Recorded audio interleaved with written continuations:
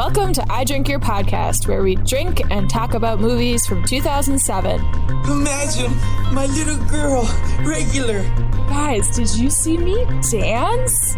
No, you waste energy and time. I turned penis into gold. Are you okay? I want to see you naked. Surprise, dude. You got herpes. If I did you a ventriloquist. You're really well dressed for a shadow puppeteer. What is he going to culturally appropriate this time? My man. I drink your podcast. I drink it up. Welcome to another episode of I Drink Your Podcast. This week we watched the 2007 classic Fracture. I'm Matt, and joining me this week is Ben. Hey, you can probably stop saying 2007 every time because that's the only movies we ever do. Hey, well, I mean, like the hope is to have new viewers every time. Isn't that right, Emily? If you mean by viewers, you mean by listeners. Sure, Matt. Oh, wow. You were going to get into semantics. What do you think of that, Wesley? I like ants. All right. And joining us this week is Laurie-Anne from the podcast All the Classics I've Never Seen. Welcome to the show. Hi. Thank you so much for having me. It's great to have you on. What did you think of that dynamic intro? Trying something new out. It was trash. Never heard anything like it before. That was great. I record on my own usually, so I can't really judge, people who have good interaction as good as you guys have. So there are a lot of mess ups that no one gets to hear that happen in my kitchen. So yeah, I feel you there. These guys get to see everything that I do wrong, unfortunately. And we usually keep it in, right, Ben? If we did, it'd be a 2-hour podcast. Okay. So before we get started, does anyone have anything interesting in their glass today? Well, I had a very interesting ice cube in the shape of a sphere, but it melted already. I was really proud of it. I have some bourbon with a spherical ice cube to represent the marbles going down the super cool contraptions. Oh my gosh. Emily and I are on the same wavelength this week also, because I'm literally just sipping bourbon over here too, because this movie is very intellectual and it just feels like something that I should just be, sipping and smoking to. And I think Ryan Gosling actually has bourbon like multiple times, just like chugs it and then it's fine. I'm like, geez, okay, man. That's how you drink bourbon. Sure. I have just a good old gin and tonic, but like this movie, it's got a twist. Oh. And it's a lemon peel. What? Yeah, so just like this movie, the twist wasn't very surprising. Okay. Oh, sure. We'll get into it. Dang. Harsh words from Wesley. figure that, lawyers need a lot of coffee. So I have a coffee, but it does have a little bit of Bailey's in it. So Nice. That's what I went with. I have a rum and Dr. Pepper, two ingredients that work together just like Anthony Hopkins and Ryan Gosling. The perfect blend, you might say. See, I thought it was going to be more like, because there's a doctor in this movie. Same. Nope. It was actually good. You surprised me, Matt. So, Laurie-Anne, as you know, this podcast is about 2007. So what were you up to in 2007? I had to go down memory lane and really think back because that was 15 years ago. I was 21 at the time, which makes me feel old now. You're in good company. I was in school. I was just starting university at the time, and I was working in a video store, which explains why I've seen so many 2007 movies. I was really into, movies coming out, getting them on DVD, building my now very obsolete collection. So that's what I was up to. And I was also in my first year in a musical theater group. So I have feelings about the Across the Universe episode, which was very good. I listened to it. Which video store did you work at? I'm from Canada, so I worked at a Videotron, which was a big competitor to Blockbuster, which was actually just across the street from the one I worked at. So Okay. It made for interesting competition. So I worked there for about 4 years. Did you ever go out into the parking lot and throw down some fisticuffs with the Blockbuster employees? No, I did at some point have to go in and kind of do some spy work. You know, you just go in and pretend to be a corporate espionage. Yes. On strict orders from my manager, I went there and rented a movie. Oh, it would have been so much better if you went rogue. I want to figure out what Blockbuster's up to. With what do you call those? A magnifying glass, just to be very inconspicuous. Yes. Where do you keep your new releases in here?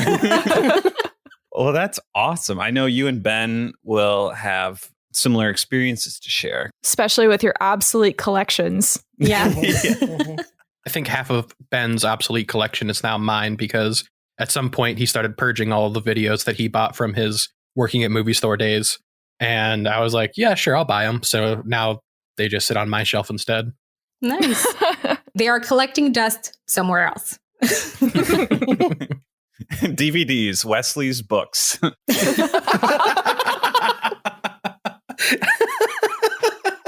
Laurie-Anne, I'm going to move on. Tell us a little bit about your podcast and how you choose what to cover. My podcast is called All the Classics I've Never Seen. So whenever I want to tell someone about it, I usually start like that. And then I say it's about, well, all the classics I've never seen. There's a long list of those. I'll spare you. But that's how I basically pick movies. It's classic movies that everyone has seen. Everyone knows all about. I've heard of them, but I've never seen them. So I've covered things like Taxi Driver, Mary Poppins, Breakfast at Tiffany's, just to name a few. Nice. Do you have a favorite episode or a favorite classic? Well, I actually really enjoyed Casablanca. And I do have 2 more episodes left in season 1. So I will be covering Sunset Boulevard. And I really enjoyed it. I watched it like 3 or 4 times and I just kept watching it. I enjoy film noir. So that was one of my favorites, although it's not out yet, but be on the lookout for that. So I know a classic from many of us in this podcast is Hook. Have you seen Hook? I have not seen Hook. Okay. Please do Hook. How do you define classic, though? Yeah, that's actually a good question. How do you define that? It is a good question. I mean, usually I will check online and see, you know, what a list of classics can be. But I think you can define that in different ways, even in a personal kind of way. Some people have personal classics that they go back to. Sometimes it can be, you know, something that became very notorious years later. So a cult classic, for instance. So it depends. I've been kind of loose on the term, but I wanted to start with something traditional. So that's why I went with Casablanca for the first one. Haven't seen Casablanca, haven't seen Sunset Boulevard. I have seen Memento, but recently. And so I was really excited to listen to that one because I was like, oh, I just watched this too. That's my favorite movie. So that's why I shoved it in there as a personal classic. It's something I had seen before, actually. That's a good after show. The classics I have seen. Yes. Tell us why you picked Fracture to be on the show. I've always loved psychological thrillers, and I'm sort of into true crime as well. So this was the fictionalized version of that for me. And I just remembered really enjoying it when I saw it originally. So when I was looking at, you know, what 2007 movies I could go with, I saw that on the list and I got really excited. But I am aware that sometimes I will like movies because they have, you know, a twist or something of the sort. And then they might not be that good, or they might be a little bit on the cheesier side of things. So watching it again was great because I could be a little bit more critical about something that I originally really loved. Mm-hmm. Did you see this in theaters in 2007? I rented it once it came out on DVD. Well, thank you, because I had actually never seen this movie before. And about halfway through, I shot a message to the group of, is this a good movie? Because it feels like it's been a couple episodes since we've actually watched like a really good movie. Oh, I agree. So yeah, I was like, I don't know what to say right now. This movie's just good and entertaining. Oh, right. nice. And I don't think any of us had seen it before. No. Oh, nice. So this is actually really awesome, Laurie-Anne. We're really thankful that you picked this one. Excellent choice. And I'm a huge fan of Marble Madness, which I thought would have been a larger plot device in the movie, but it's just something interesting to look at. You know, if you haven't seen this movie, there's just a super fancy Marble Madness Anthony Hopkins toy in his house. We'll dive into that for sure. For sure. If you guys haven't listened to the show before, The first half will be our discussing and reviewing Fracture, and the second half will feature our championship of our second Battle of Twits tournament, giving the challenger Emily a chance at revenge at our current champ, Ben. Our current leaderboard is Emily at 8, Wes at 6, the guests are at 3, and Ben is at 1, and I'm at 0. Let's talk about Fracture, which was directed by Gregory Hoblit, featuring Anthony Hopkins, Ryan Gosling, and Rosamund Pike. Mr. Crawford, you have been charged with Section 664/187 of the California Penal Code, attempted murder. Do you waive further reading of the complaint and complete statement of rights? I do, but...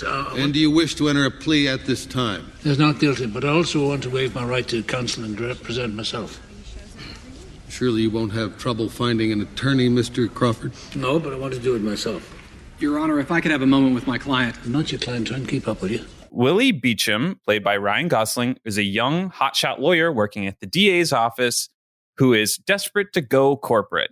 He is tasked with one last case before leaving when Ted Crawford, played by Anthony Hopkins, allegedly attempts to kill his wife. Willie thinks this is an open and shut case due to the signed confession, gun found at the crime scene. However, Willie doesn't know he's up against more than he can handle. I don't know why we put allegedly in the plot summary, because we clearly see him do it. Like, there's no allegedly for the audience. Well, this is a courtroom psychological thriller. Those are the charges. And you know what? You can fucking edit it, Ben, if you want to. Right. This is foreshadowing, Ben. Get with it. And to be fair, yes, we see him point a gun. We see a shot and the lady fall down in blood, but we never actually see the bullet from the gun making connections Objection, to the Your face. Honor. We do not see her die in a two-shot. It is clearly a cut, bang, bang death. We do not know if he killed her. I really want to open the floor right now for 30 seconds for Emily to try to explain what actually happened if Anthony Hopkins did not murder his wife. Like, just... I would love to hear what you think might have happened. There was some sort of mysterious curtain. It was maybe an iron curtain that flew in and was waving, and it deflected the bullet. But at the same time, there was an intruder that came in and shot her. That's why they couldn't find the gun. Anthony Hopkins tries to fake it that the bullets came through the window, right? Because he shot the window 4 times. Was that the reason? Yes. I thought that's why he did it, was to make it look like a bullet came into the house and killed her. Didn't he shoot up? Like, those were windows that were pretty high up. Yeah, it's like a sniper from a high building. gosh. Yeah, but anybody Semantics. who studied the blood pattern would have realized that she got shot, like, eye level. Okay. We got to back up a little bit, though. Okay, we got to talk about you. Anthony Hopkins just as his character, because we're introduced to him. He's a very particular man right away. We see him with all of these really cool, intricate marble slide things that are super cool contraptions. And he's implied to be, I think, like an aerospace engineer or something. Mm-hmm. So really fucking smart already, we know. And he leaves, and we get the impression that he knows the woman in the pool, probably his wife, who's sleeping with a guy, and they call themselves Mr. and Mrs. Smith. So that's like what we know, that Anthony Hopkins' character is really smart, and that he probably is going to have some sort of vendetta against this cheating scumbag. I think this movie sets up really well because your protagonist, Anthony Hopkins, he has this cool Marble Madness set. He's got a cool car. He's got a cool fancy desk. And then the antagonist, the cop who's cheating on his wife, he's drinking Pepsi at the pool, having a good time with his wife. I hate him already, drinking Pepsi. So I think this movie does a great job of setting up your protagonist. So I think we've discovered Matt's love for Marble Madness and Coca-Cola.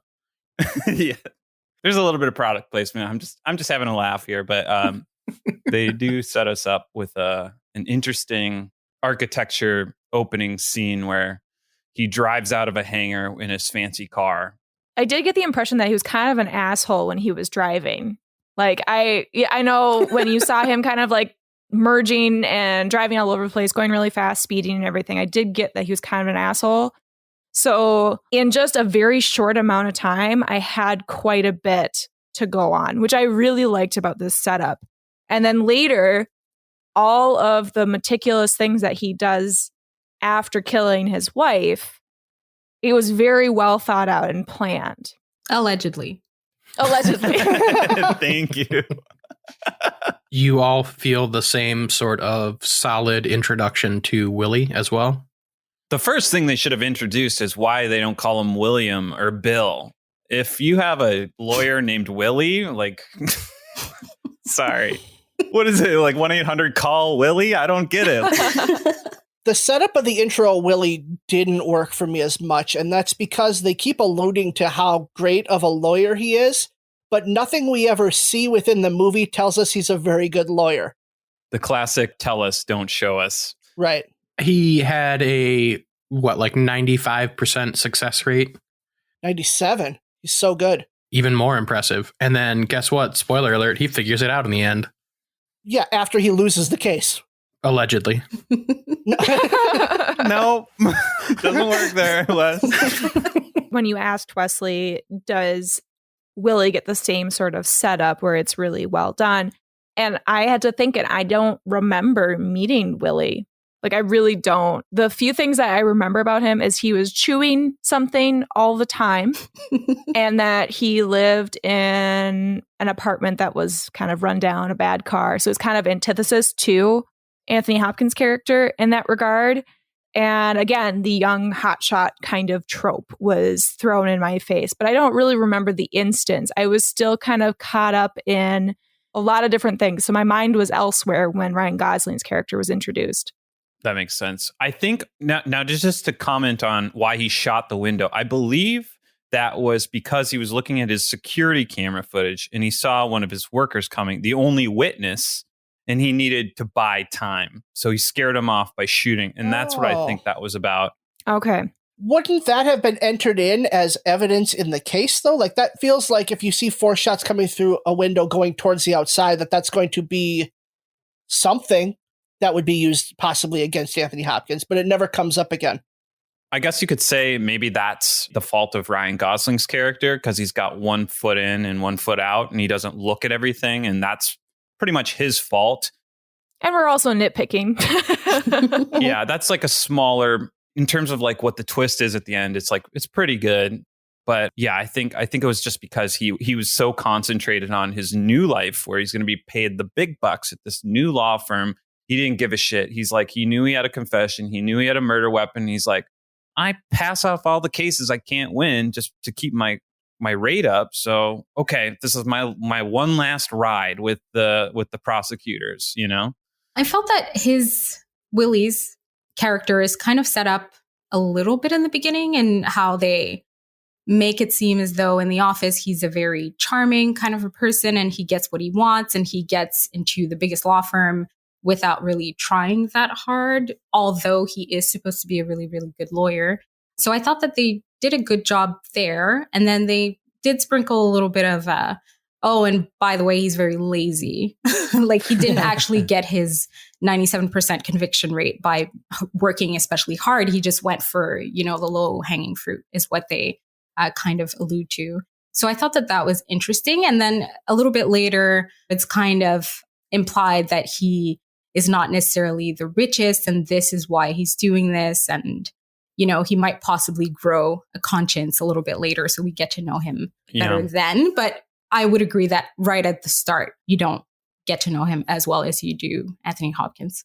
I think just listening to us talk about it right now, that one of the biggest differences in how these two characters, Willie and Ted, were introduced was that Ted is introduced in much more of a world building scenario where we are introduced to him in multiple settings, other characters that he seems to have emotion with, where when Willie gets introduced, it's in his law firm and it's basically just, hey, these people work for me and I'm cocky.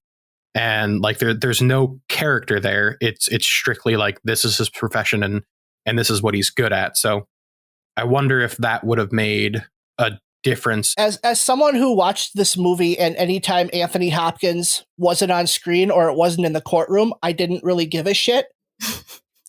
Fleshing out Willie's character, like, I don't need that. Like, I wish it was more Battle of Wits type scenes like we saw in the beginning of Act 2, where, you know, it's Willie and Ted in the interrogation room going back and forth. Those are the types of scenes I really enjoy. Is at that time I was able to kind of learn a lot more about Ted than I would have if they had just explained it to me. Right. Do you really need to know who Willie is as a person to make this story good?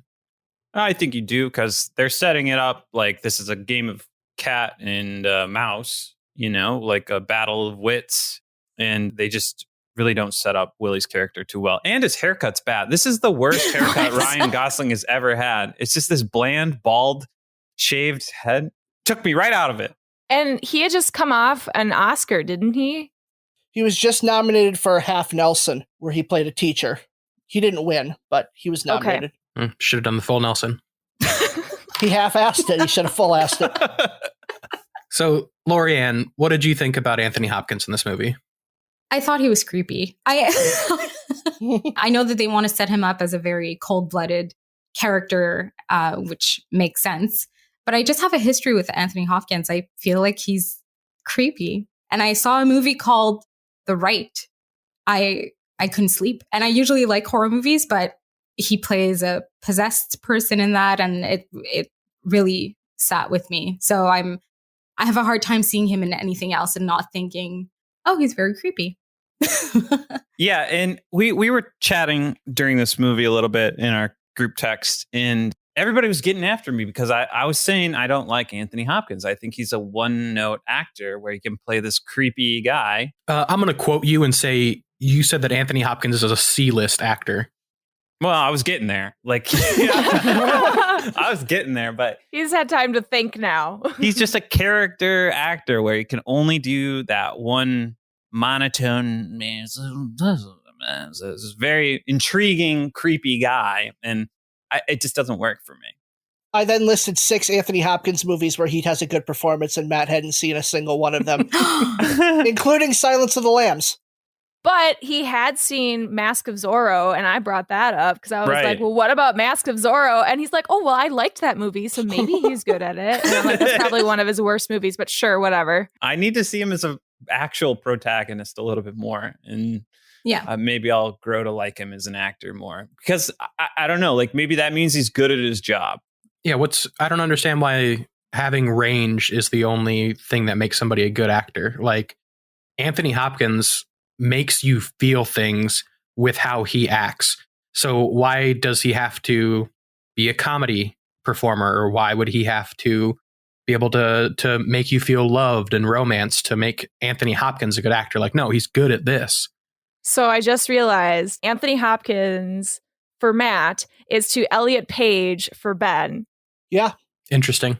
Because earlier in our Juno episode, we talked about how Elliot Page is a very one type actor, and Ben was just like really upset about it. It doesn't make them a good actor or actress if they're just one shot. And I just think that's really funny that now Matt has his own Anthony Hopkins, which is highly irregular to hear that Anthony Hopkins is not a good actor.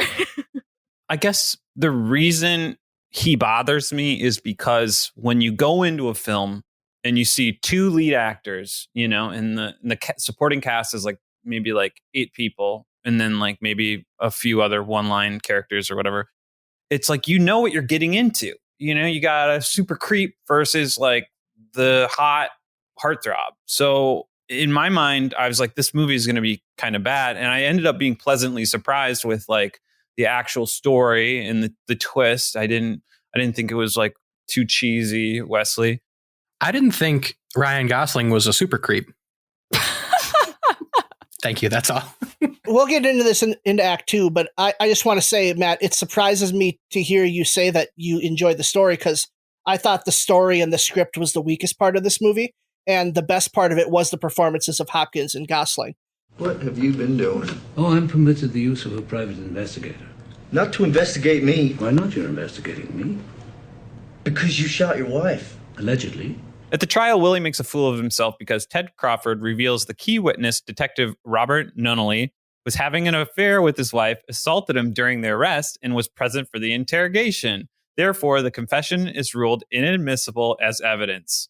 Willie also learns that the handgun and the shell casings do not match, so he doesn't have a murder weapon. Willie is given a few more days to find more evidence. I find it interesting that we have not introduced Rosamund Pike's role yet. I mean, she doesn't really come in until near the beginning of Act 2 anyway. I don't think I ever understood, other than her being at the new law firm, how her and Willie's characters are related other than work. They aren't. I mean, other than they introduce a romantic subplot later on in the movie. Which was much needed. Two. Much needed. Is that a joke? Yes, that's a very much sarcastic. Okay. She could have had a more dynamic character if she returned to defend Anthony Hopkins with the firm. I didn't see her sitting there. I know that's kind of like the very end of the movie, but that could have been a more dynamic character there if that was her decision. What role do you think she played within the movie, Laurie-Anne? If we're talking about the script or the plot, I feel as though that was probably the weakest part. And it really dawned on me at the dinner scene when he goes over to her family's house for, I think it's Thanksgiving dinner. Yes. It just seemed as though, and there was a lot of eating by scraping your fork against your teeth. That was very strange. But I think it's just something that they maybe added. It felt like a second thought is what I'm thinking. And it felt as though they met originally when she became his boss at the firm, and their relationship kind of went a little bit too fast. It felt forced in the writing. So, and I also didn't know, I had seen the movie before I saw Gone Girl, but I didn't remember her from the movie. I didn't know of Rosamund Pike at the time. So I thought that was pretty interesting, but I think her character is a little bit forgettable aside from in the moment not loving some of her choices. Right. I agree with you, Laurie-Anne. The script itself with the story, her character didn't seem important to me other than knowing that he had almost lost his chance and that she had to fight for him at the corporate job. Mm-hmm. I love Rosamund Pike just in general. I love her. I think she's really great. And she made it more interesting for me to, I'm going to be honest, I think she's really hot. I was enjoying like looking at her and also enjoying just like the nuance and the way that she expresses herself. But in the whole story, it just seemed so random to have him suddenly at Thanksgiving. You're exactly right. Just like really rushed. It seemed like she was just like her character's entire purpose in this movie was to be a sort of like skeleton key where during the plot, if they had any reason. So like towards the end, Willie ends up using that connection to her father to get a court order. And it seems like that might have been one of the biggest reasons that they had a love interest was so that he could like it just all works backwards from like where did they need to get to. And if it didn't make sense with the characters they already had introduced, let's let Rosamund Pike do it. Yeah, it could have been more interesting if Detective Flores, which was played by Cliff Curtis, he was working a lot with Ryan Gosling's character, Willie. It would have been interesting if Rosamund and him got to interact a little bit more, but it seemed like every interaction went through Anthony Hopkins or Ryan Gosling, and none of the other characters ever interacted with each other without them present. Since you brought him up, Cliff Curtis, this is his third movie with us. Yay, 2007. Mm-hmm. Sunshine and Live Free, Die Hard. Oh, that's right. So I thought that was like, hey, I know that guy. I love how many people we see continue to pop up throughout all of our 2007 movies, because at the time, seeing these all related to each other for a very specific reason, I never personally realized how much actors work in a single year. And that's been really interesting to me, especially minor characters and background actors who have smaller roles, but have maybe become more prolific in their careers since then. But you see them like grind it out at some points, and they're doing like 5 movies a year. And that's been very interesting for me doing this podcast. So the Cliff Curtis stuff is one of my biggest critiques of the story, in that the story feels a lot like an elongated episode of Law and Order, just in the way it's very procedural in what it's presenting. And I didn't need like 7 or 8 scenes where Ryan Gosling was telling the cop, "Find me the evidence." Because it just kept going back to that well, and that was like the only thing Cliff Curtis did in the movie was be on the other end of Ryan Gosling telling him to do his job. Yeah. Find me the murder weapon over and over. Yeah. Mm-hmm. Yeah. As far as I know, courtroom drama, that's all you need, right? Like that's all that law is find the murder weapon. Okay, well, speaking of law, I've never seen Law and Order. Maybe I've seen a little bit of SVU, but not a lot. It took me a second to understand what that was, and then I got it. My husband, who has a lot of experience in just learning about law and loving law stuff, he had to pause the movie a few times because I was like, wait, what? And so he had to explain the difference between civil and criminal law and like, why is it that important that he needs a murder weapon because of the jury needing to all agree on different things. And I was just really overwhelmed with a lot of the different things that were happening when it was actually in the court, because I was like, okay, well, he has evidence there. Like, obviously it's an open shut case in my mind because I saw what happened and I know what's going on. And so I was just really confused most of the time when things were happening. So he had to pause and like explain things to me. But I was still really captivated by what was happening. And so I know, Ben, you were kind of taken out of it when he's like, find me the murder weapon. But for me, it was like an emotional piece because I didn't really understand anything. I absolutely hated Billy Burke's character, the cheating spouse. When he leaps at Anthony Hopkins on the stand, knowing full well how fucked he made the investigation, it just made me so not angry with him because I felt like he did a fine job as an actor, but the writing was just kind of unbelievable to me that he would do all of that. And then they would try to make us feel bad for him at a certain point where he's like, the wife took the kids and now my life is fucked. It's like, we need to plant this gun on this guy and get him. And it's just like, I didn't like what they were making him do. Well, I think that they could have spent a lot more time on the plot explaining why that relationship was important between Billy and the wife, because the only thing that in my mind they tried to do with that was at one point the cop, he's talking to Willie about why it was important, and he says like, you just don't get it, this was like a real love. And like that was the extent that we're supposed to buy the fact that, spoilers, he's going to commit suicide over and ruin his family over, because like it's just there was no time given to that relationship. Right. It was they had fun playing in a pool, and kids do that on vacation. That was the extent of their love setup, and you're just like, okay, Mr. and Mrs. Smith, we had rules, and that's how we cheated on our spouses. It's just like, all right. And he didn't even visit her once in the hospital. His wife is in a coma, and he's supposedly in love with her. And she didn't die. She's still alive up until this point in the movie. And then it's going to become an important plot device.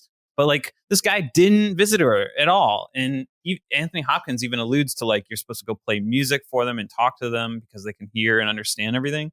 So a lot of missed opportunities with his character. I feel like that scene, Anthony Hopkins telling Willie that you're supposed to talk to him in a coma, was just another part of him being really smart and making Willie go sit in the hospital and build that relationship, because he's going to depend on Willie being too involved and not only just have to win, but he actually cares about the case.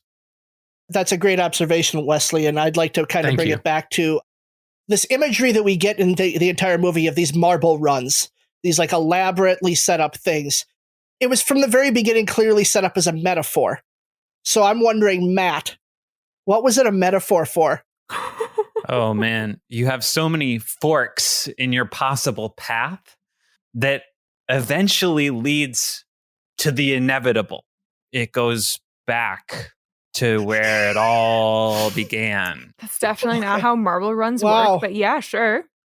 No, that's how that one did work. That one was just like a self-repeating one. Yeah, there's a return, and he turned it off at some point. Mm-hmm. I love that question, and I would love to hear Laurie-Anne's answer as well. I would love to hear anybody else answer that question. I'd love to hear a correct answer. Oh, wow. I mean, Ben already explained it to me, and I was like, what? Oh, I didn't even think of that. That's so cool. And so I'm not going to answer it. I'm going to let him have the glory. I would love Laurie-Anne to stick the landing here. Yeah, I think she can. Oh, I'm not sure. But thank you for believing in me. If we're going to be spoiling a little bit of the end, when he gets back from jail, he basically goes back to his little apparatus. It's funny because there is a line during the movie in which the investigators are in the house and they look at it and they say, what is that thing? And someone answers something along the lines of, it's a thing. It does things. So I guess they are kind of puzzled by it. And it is mentioned a few times, aside from it being very visually present in his office, at home, and then in the end when he gives him the gift. So I think it's just synonymous with how calculated everything is for Anthony Hopkins' character.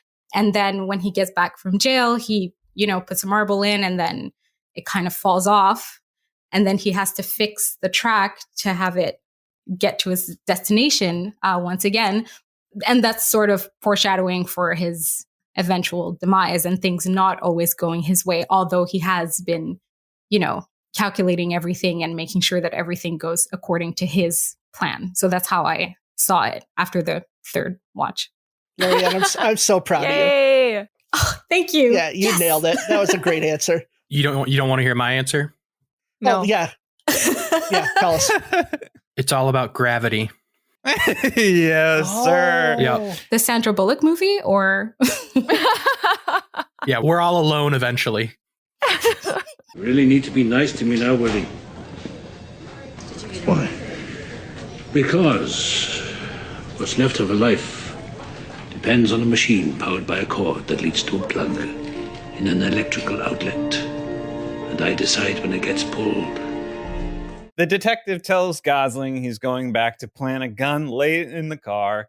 Willie goes back to the trial and loses with no new evidence. Crawford is acquitted. Devastated, the detective, Nolly, takes his life after the trial. Willie tries to save Mrs. Crawford, who's on life support, but Ted Crawford takes out a restraining order on Willie and pulls the plug.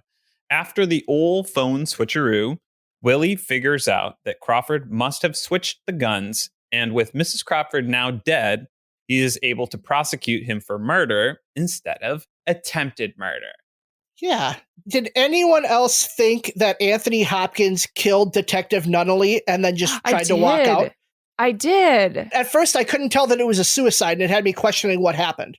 I think what Emily described in the beginning, which didn't seem very plausible to us, the fact that we hadn't seen the actual bullet from the gun go into. So I think that kind of applies there in the sense that we don't fully see what's going on or what happens in that staircase. So there is a little bit of a moment of hesitation. Did he do it, or did he somehow get to him because he wanted revenge?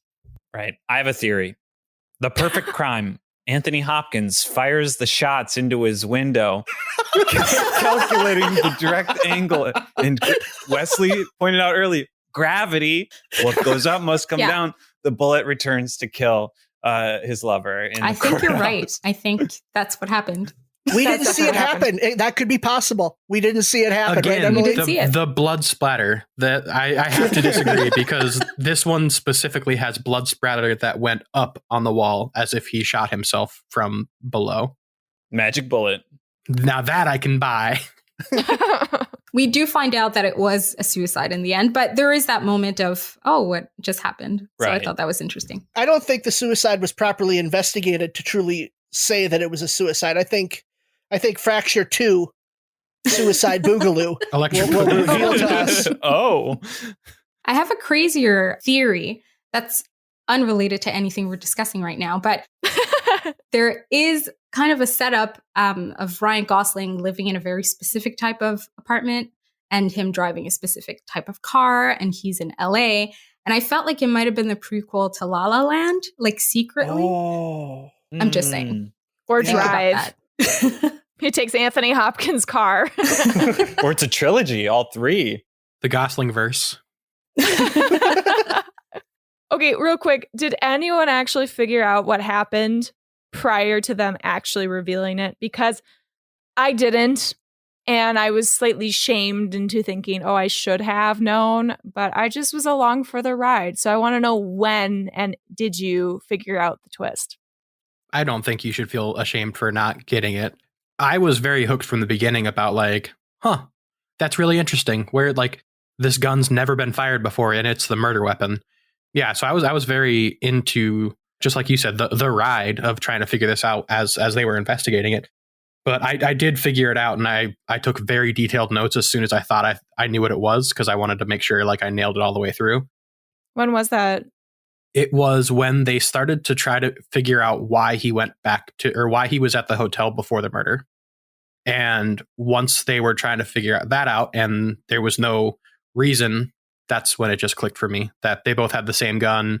He switched the guns so that when he murders, it's actually with the cop's gun, and then he does the whole Mexican standoff thing, like, no, you put your gun down and I'll put my gun down. And then the movie explains it, but yeah, I was already thinking the whole time, like, oh, that's why he pulled his wife over to that specific spot, because it was on camera, and it also would get the cops' attention away from the door where the gun would likely be. And I figured it out, and I was very happy with that twist, just figuring it out early. So I don't know if anybody else was still happy with it if they figured it out early. Yeah, I didn't get it too much earlier, but the phone switch, it was pretty clear. They don't spell it out until a little bit after that, but he's like, come look at this. And it's like, oh, okay, great. I felt like, because like, okay, so they had that Mexican standoff where he rebrandishes his weapon. You kind of made it click in my mind. Like, why didn't they charge him for other charges other than attempted murder? There's probably a slew of charges they could have hit him with. I don't understand. Because they had the confession. They thought it was a slam dunk. They didn't go in thinking they needed to do more than that. Interesting. That's true. I didn't figure it out. Halfway through the movie, I shot Emily a text that said, I really hope this doesn't end with the wife just waking up and being like, my husband did it. Same. Emily deadpan texted me back and was like, she does, because she had watched it before me. So I spent the last half of the movie just irate that I was watching this movie because I thought Emily ruined it for me. Well done, Emily.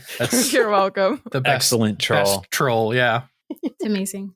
That's the only thing that made the cop committing suicide palpable at all for me. I thought that was incredibly pointless, but him having shot himself with the murder weapon would then put that into evidence where they could then connect it to the ballistic whatever prints of the other shots that killed or attempted to kill the wife. And I think that goes back to him as a character and his relationship with the wife not being very well fleshed out, because he is used kind of as a plot advancer in a sense. Right. Like he wants to give him the murder weapon, and then once he's no longer needed, for the purpose of the story, he's kind of discarded. So yeah, that's a good way of putting it. And I didn't figure it out rewatching it. I had seen it years ago, and rewatching it, I didn't figure it out right away. So that was fun to kind of go on that ride and see that again. And I did see the movie. It's called Double Jeopardy with Ashley Judd. It's from years ago, I think maybe from the 90s.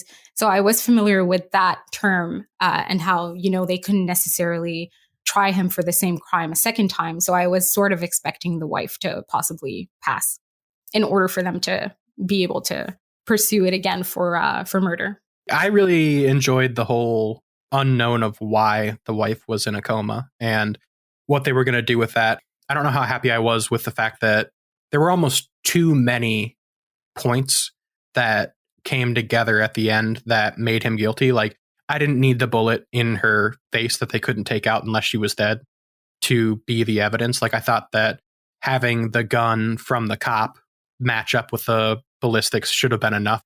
See, it probably would have been enough from an evidence standpoint, but I like that they piled it on to really show Hopkins, like, you're not worming your way out of this. Like, you are fucked, sir. Mm-hmm. Yeah. And then he breaks his entire character that we've set the entire movie up, and he's like, get the fuck out of my house. I mean, minus the other line where, they're trying to insert a little humor. He's like referring to his private detective as his dick, which was a little out of place, but I feel like we all kind of enjoyed it. Out of place. I didn't think that was out of place. I didn't think anything that Anthony Hopkins did was out of place with his character because he was calling Willie old sport and sport all the time. He was winking at him constantly. All the winks.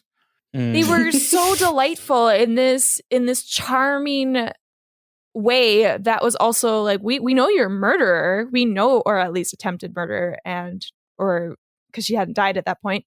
But I don't know. I guess I was rooting for him for a while. I was rooting for Anthony Hopkins because I was like, yes, get away with this. And I'm like, oh God, this is not a good thing for me to be thinking.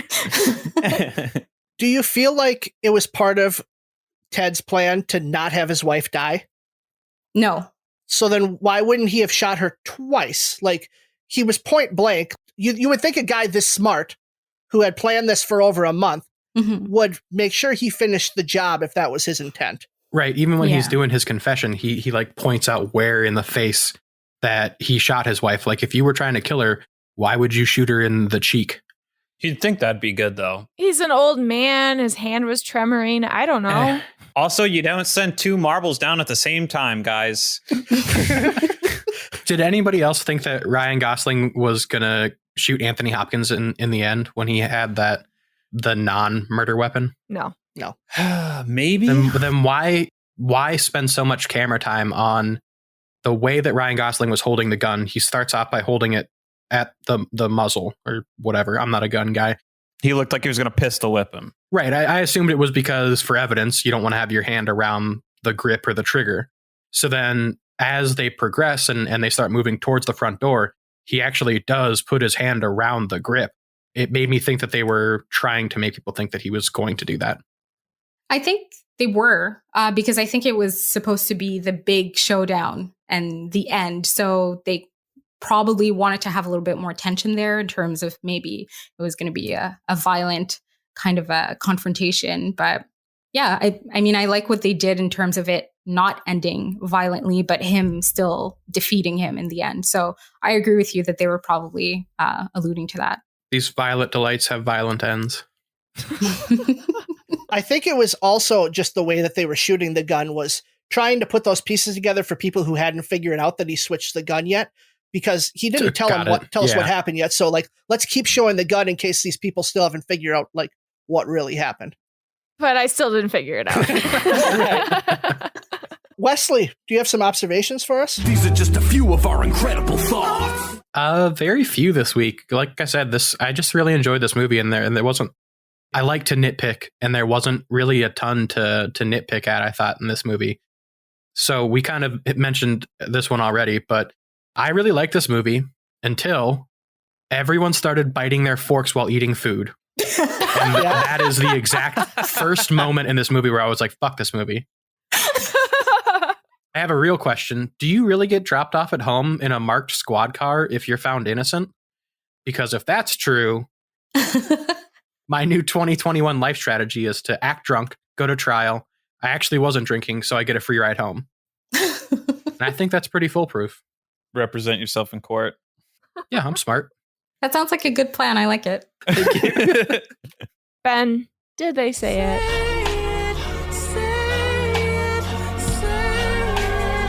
Now, say my name. No, they didn't say it. They didn't say it at all. Even when they were talking about eggs, they didn't say it. I don't even understand why Fracture is the title of this movie. Like, it doesn't even make sense in the context of like maybe cracking the case. And there's a fracture in his plan.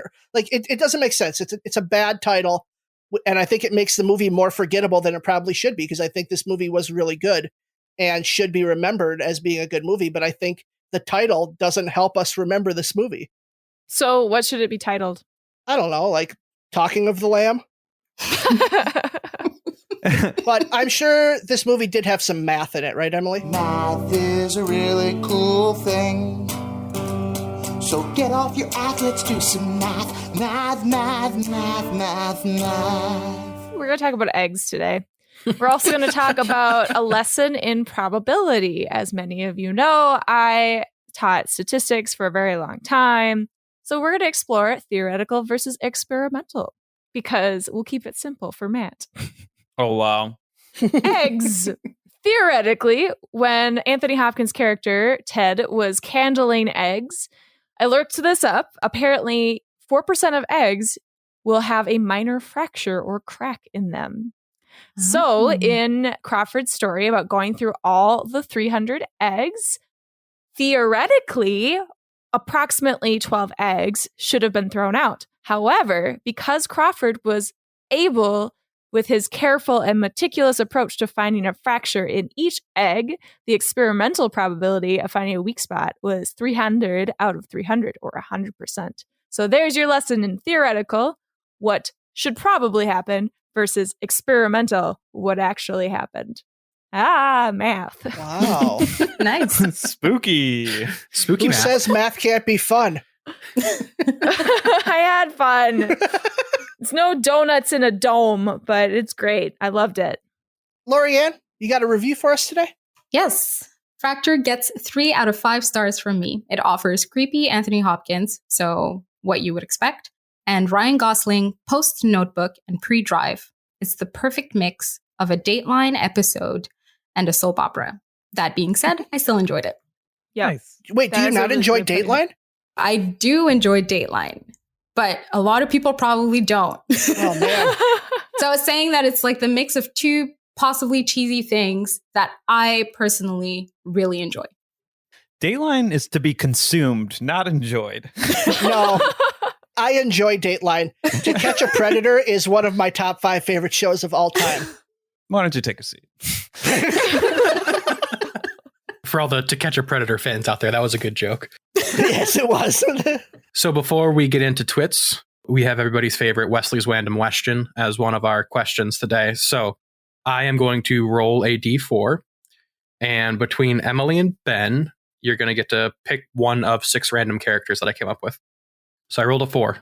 So Ben, you get to pick first. Your options are Dolores Umbridge, Heimdall from Thor, Queen Amidala, Richard Hammond from Jurassic Park, Andy from Toy Story, or Derek Zoolander. I'll take Richard Hammond. Cool. All right, Emily? I'm going to take Andy. Okay.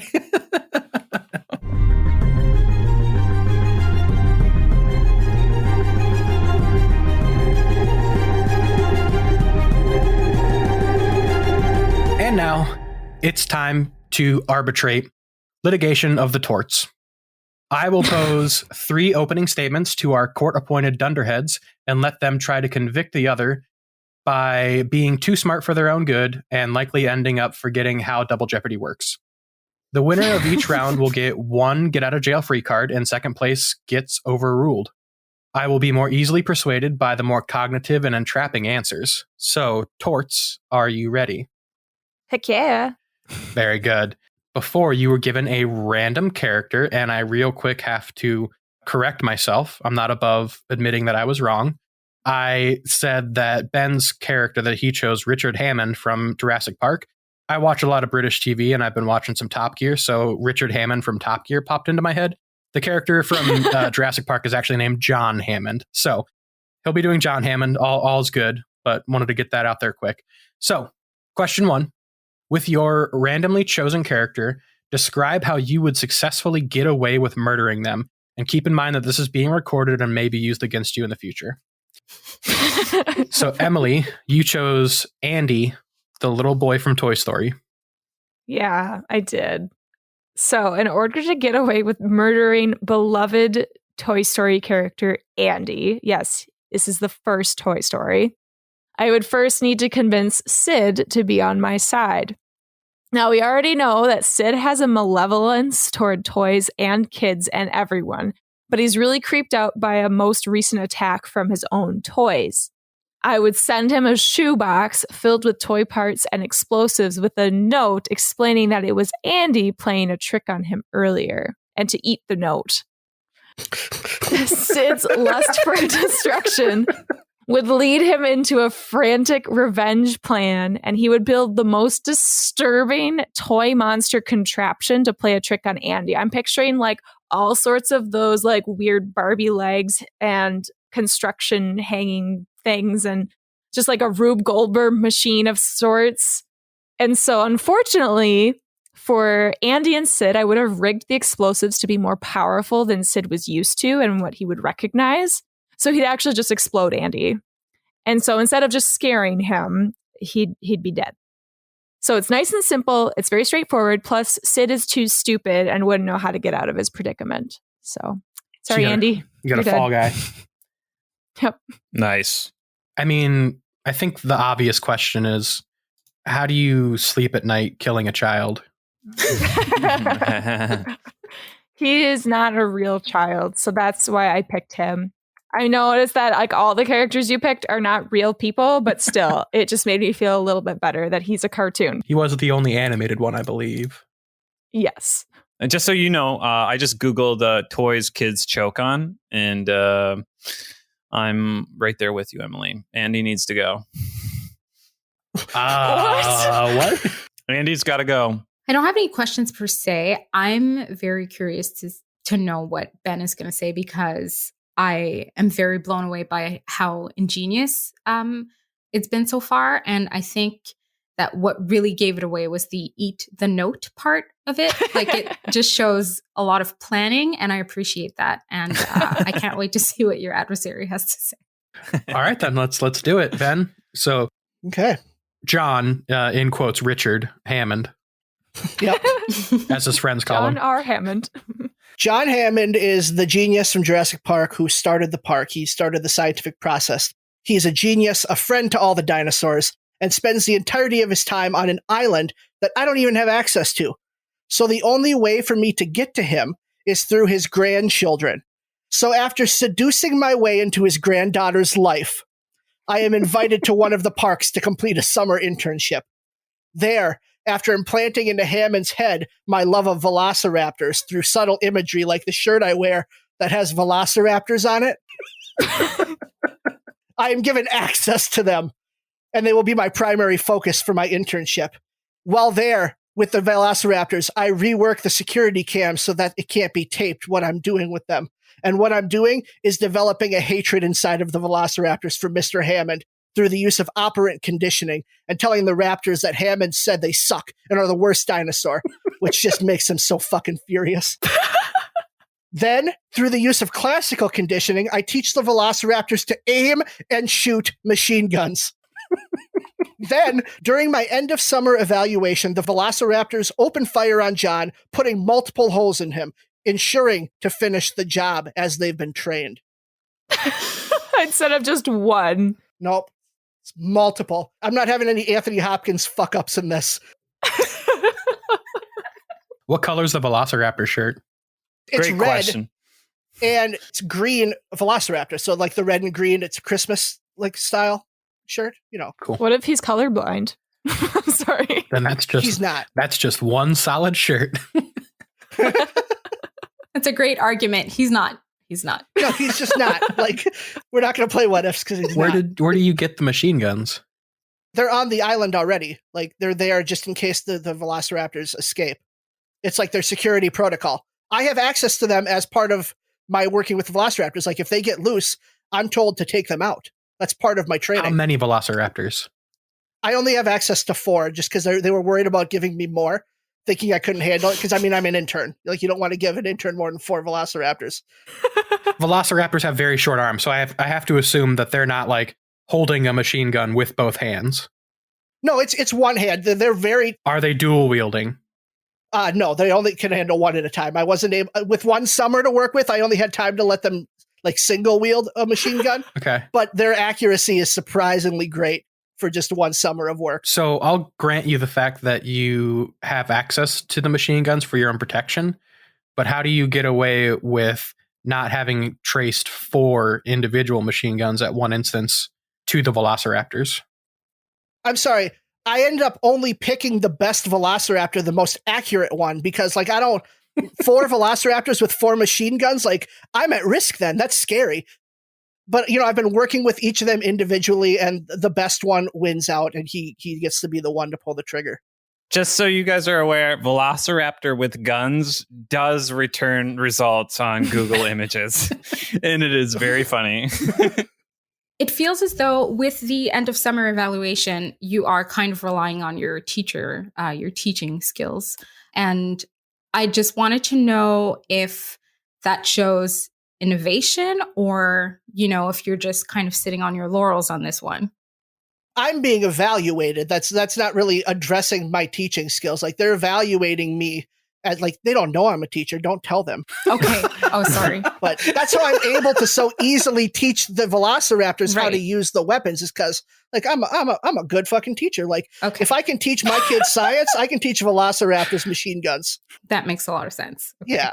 I feel like you could sell ice to Eskimos. So I'm really impressed so far. And where are the guns coming from? Or is oh my God, Matt, you're like 2 steps We already behind. covered that. God damn it. On to the next question. Question 2. I know that you guys are not capable of getting away with murder.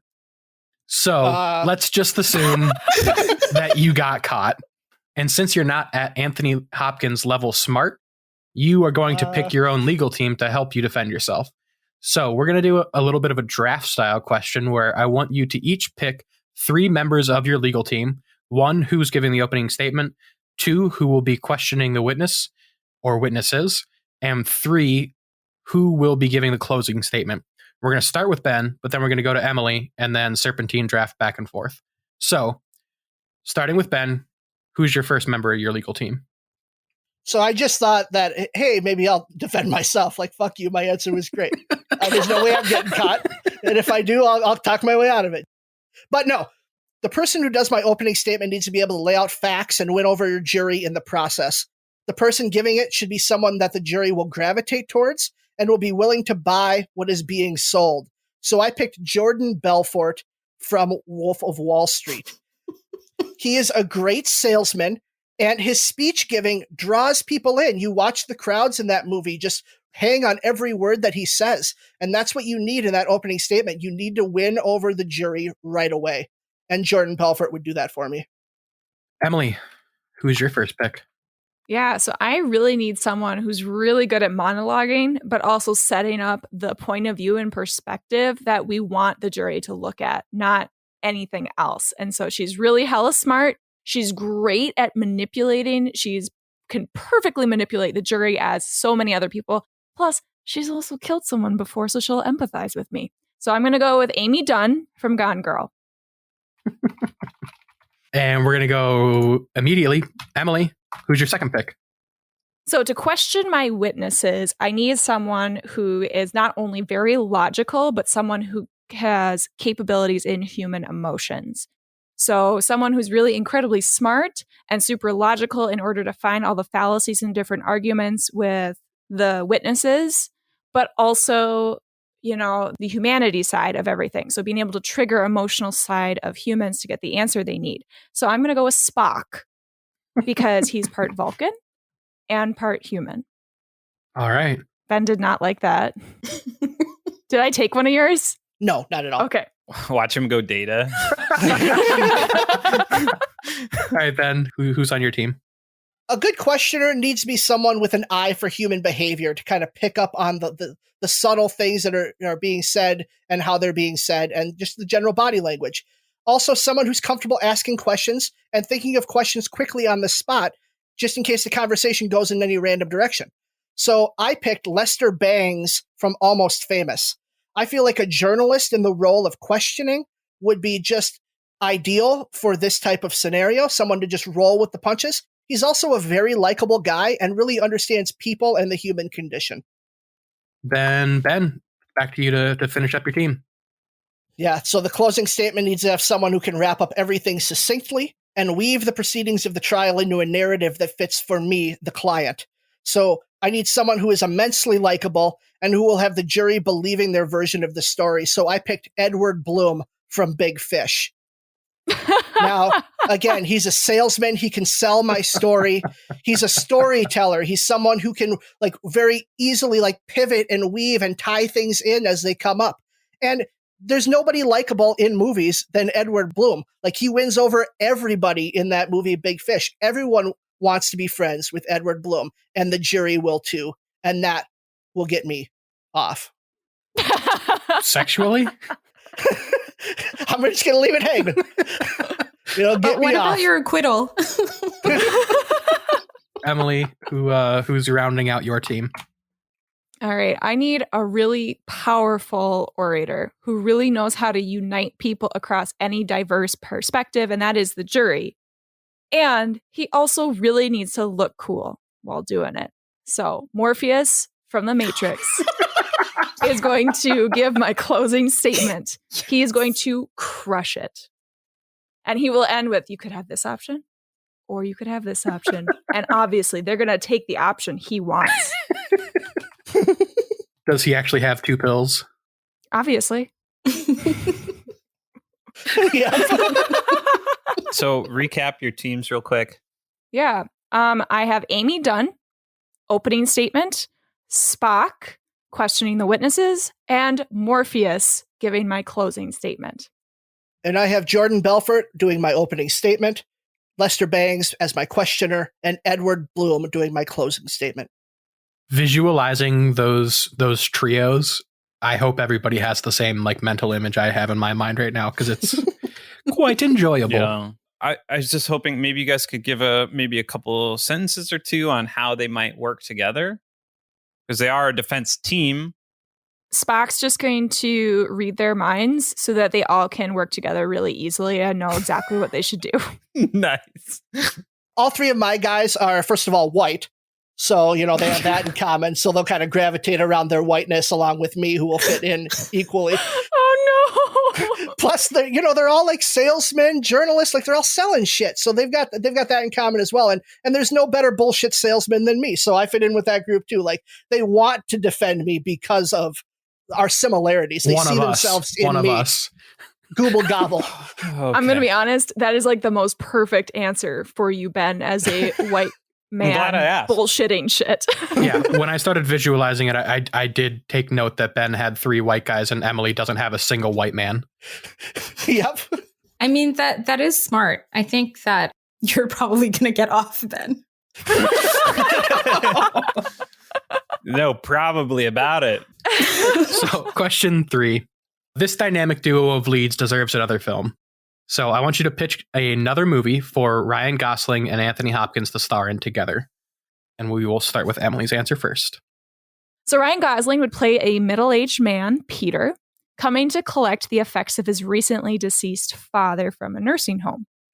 While Peter is clearing out his father's room, he's going to meet Anthony Hopkins' character, an elderly gentleman named Cornelius, who is visiting his deteriorating wife next door. And I imagine Cornelius just handing out a little hard candy to Peter to comfort him. And so they're distraught over their losses, and they will form an unlikely friendship. The two will spend more and more time together, going to lunch or get coffee or going on long walks in the park. And they'll talk about their lives and challenging one another in their humorous wit. So because they both have such an intelligent cleverness, this movie would allow them to explore that humanity side. But throughout those scenes, the audience will start to notice a tension between Peter and his wife. He's spending more and more time with Cornelius, and she thinks Peter's using Cornelius as a parent replacement, essentially, for the guilt of not being there for his father's death. So she keeps questioning him. But this isn't the case. Peter and Cornelius, with their lighthearted banter and then countering that, their deep conversations about life and its grandeur and simplicity, they're falling in love. So the rest of the movie, we would see the two begin a romantic affair, blissfully happy together, arm in arm, walking through the zoo, sharing desserts together, having sweet moments, reading books together at a picnic, although Peter would question the morality of it. Later in the movie, while looking through his father's old things, Peter would find an old photo with his father, the spitting image of Peter, with a man looked very similar to Cornelius. In a climactic moment, Peter would assume Cornelius had been using him as a replacement to his father, and feeling betrayed, he would turn to the only one left in his life that he trusted, his wife. But she leaves feeling betrayed. Peter would angrily try to confront Cornelius at his apartment, blaming him for everything, but to his dismay, he finds him collapsed on the floor and unresponsive. So at the hospital, Peter learns that Cornelius has had a stroke and has low chance of surviving. Still feeling betrayed, he is unable to say goodbye, refuses to look him in the hospital anymore, goes to Cornelius's apartment looking for anything to give him answers. He finds an unopened letter addressed to his father, explaining Cornelius indeed did love his father, but never gave it to him. And the story ends with hearing a voiceover of Cornelius reading the letter, while Peter returns to the nursing home to see Cornelius's wife. End of the movie. That has no name. I don't have a name. Sorry. Fracture. Sure, Fracture. It fits just as well. I would say better. That was an engaging story. I know that Laurie-Anne was as well. I don't know if you heard it while you were reading, Emily, but halfway through, Laurie-Anne audibly gasped. Oh, really? Yeah, that's why Wesley started laughing. Ben, let's hear your Ryan Gosling, Anthony Hopkins pitch. Anthony Hopkins and Ryan Gosling will play grandfather and grandson in this movie. Ryan Gosling's character will be named Mark, and Anthony Hopkins will be Lionel. So Mark, a journalist, attempts to write his grandfather's story of his time fighting in World War II for the British Army. As Mark begins to peel back the layers of the story, he begins to see that Lionel played an integral role within the war as a supplier of information about the British Army and their strategies to the Germans. Then, Act 2, Mark has to wrestle with the new information of his grandfather, who he always viewed as a good man, as he tries to come to terms with realizing he doesn't know him as well as he thought he did, questioning what it means to be good, and trying to decide if this should ultimately be revealed to the world through his book. During the same time, Lionel is struggling with the truth about his time in the war fully coming to light, and the effect it will have on the relationships he has with not only his fellow troops, his country, but also his immediate family. Then in Act 3, Lionel falls ill, and Mark chooses to visit his grandfather in the hospital. The two discuss the impact the revelations has had on them and on their relationship. Mark decides that the mistakes committed by Lionel do not overshadow the goodness and kindness that Mark has always associated with his grandpa. As Lionel begins to die, he gives his blessing for Mark to publish the story. And that's kind of how we see the end, is the story is coming out a few months later. And we're kind of seeing the ramification it has as people in Lionel's life begin to read the truth. The title of my movie is The Sins of Our Fathers. And I'm really happy that Emily basically just didn't flesh out any of her female characters, because I thought of that too. And I'm like, nope, I'm not going to take the time to do that. Like, they're going to be there just mainly to provide additional perspective and motivations for the men. You're really going full villain this choice, huh, Ben?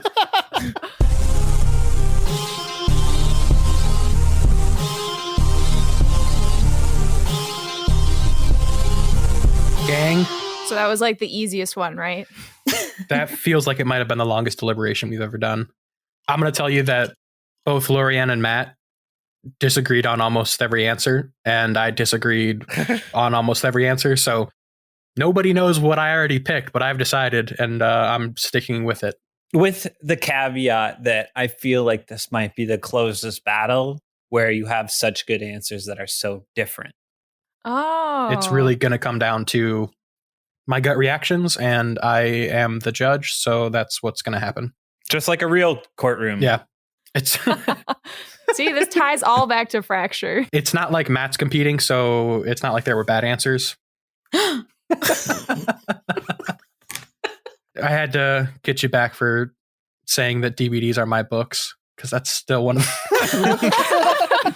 That was so early in the call. He's been like holding on to it. Oh, that one's going to sit with me for years. Because it's not wrong. Anyway, let's get to this judgment. For question 1, you picked a random character and you had to describe how you were going to murder them.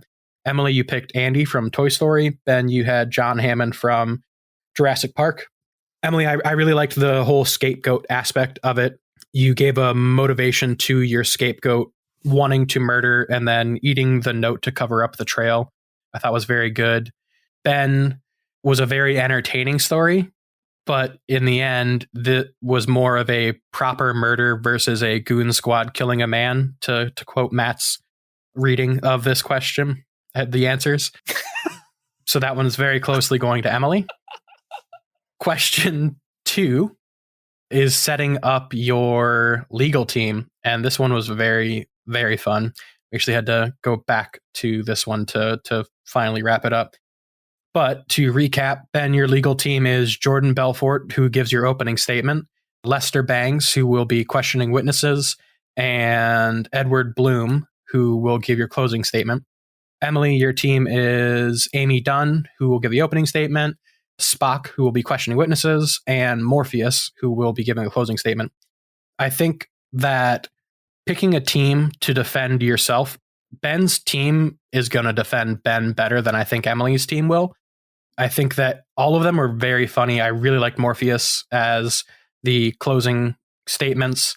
Spock was a very good choice as well for just that logical and being able to question people. But Ben, I think all three of yours were very spot on. And Edward Bloom was the true final one for me that pushed it way over the top, because if he can spin Big Fish into that story, like that's absolutely like, yeah, I think it really comes down to the closing statement and how you leave people before they have to decide. And I think that Edward Bloom was a little bit better than Morpheus. So that one's going to Ben.